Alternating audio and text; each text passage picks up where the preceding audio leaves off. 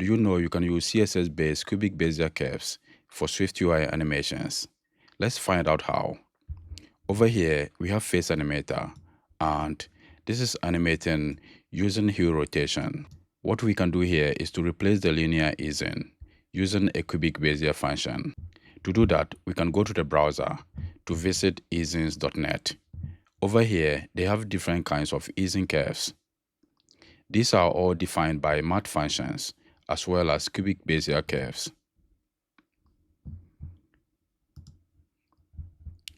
If I scroll down, they have several of them, like these ones.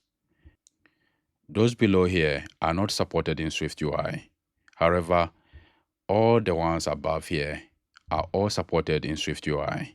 So we can select any one of these and use it for the SwiftUI animation. For example, let's choose ease in out back. All we need to do here is to copy the Cubic-Bezier value and nothing else. So I'll select from here to this point and copy only the value. Then I'll return to Xcode. We can remove the linear animation. However, I'll just put a comment. To use the Bezier curve, we need to add timing function. So with the timing function modifier, we can add the Cubic-Bezier curve. You can select the option with curve and duration. You can also select the option with Cubic-Bezier points only, or select another option with the points and duration. Let's choose this one. I will remove everything here and paste the values I have in the clipboard.